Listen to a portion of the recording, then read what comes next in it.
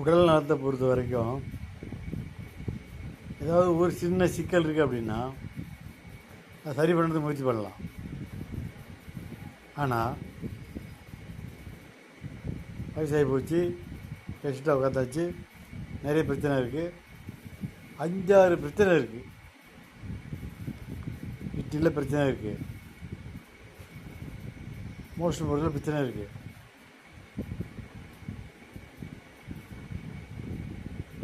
இது மாதிரி நிறைய பிரச்சனை இருக்குது.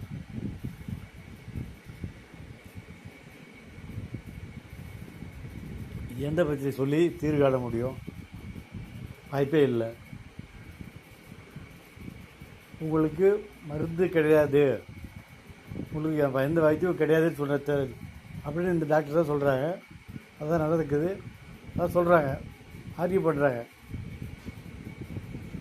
உங்களுடைய இப்படி வரணும் இப்படி பண்ணணும் சொல்கிறீங்களே, நம்மளால செய்ய முடியாது, இதுதான் வாழ்க்கைப்படி நீ ஓட்டுங்கன்றாங்க. ஆனால் உடல் நலத்தை பொறுத்த வரைக்கும் ஒன்று இல்லை, நிறைய பிரச்சனை இருக்குது. அப்போது அமைதியாக போகலை, சிக்கல் இருந்துட்டு இருக்கு. மருத்துவமனைக்கு போகலை, பெரிய அளவில் வெடிக்கலை, அதனால் ஏதோ அப்படி உள்ளுக்குள்ளே ஓடிட்டு இருக்கு. மருத்துவமனைன்னு போயிட்டுன்னா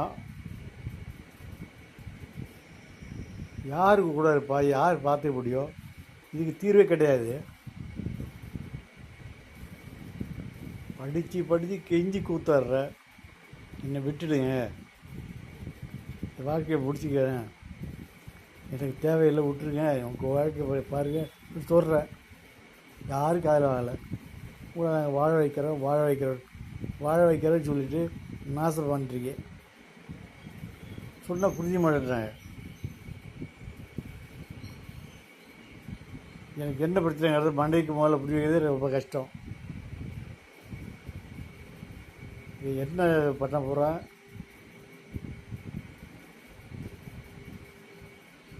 ஒரு சிக்கல் பெரிய அளவு வந்து ஹாஸ்பிட்டல் போய் படுத்த மாதிரி தான் படுத்தாதான் அப்படின்னா கிட்னியில் பெரிய பிரச்சனை இருக்குதுன்னு வச்சுக்கலாம், எங்கேயும் போய் நிற்காது. அதெல்லாம் வரப்போகுது. நான் நிறைய தெரியுது, சொல்லிட்டேன்,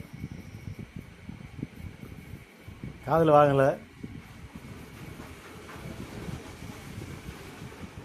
என்ன சிக்கல் வரப்போகுது, என்ன நடக்க போகுது ஒன்றும் புரியல. முட்டாள்தனமான இப்போ எல்லாம் செய்கிறது எல்லாமே முட்டாள்தனம் செய்கிறாங்க. விட்டுடுங்க. நான் இருந்து ஒன்றும் கிழிக்க போகிறது கிடையாது. நேற்று முடிச்சிட்டேன். நான் ஒரு நோயாளியாக உட்காந்துருக்கேன். என்னை விட்டுடுங்க, நான் வழியில் போயிடுறேன்.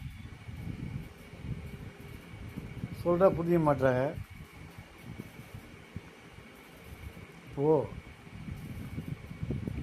நான் போய் படுத்துட்டேன் அப்படின்னா மனைவியோட நிலைமை என்ன?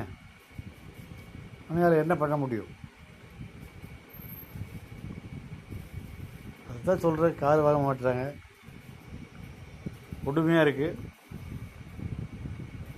ஒன்று மருத்துவமனையில் படுத்தாச்சுன்னா நிரந்தரமாக அது மருத்துவமனையாக ஆகிடும். அதுதான் நடக்க போகுது. என்னை விட்டுடுங்கன்னு சொல்கிறேன், புரிஞ்சிக்க மாட்டுறாங்க. கஷ்டப்பட போகிறாங்க, அவ்வளோதான்.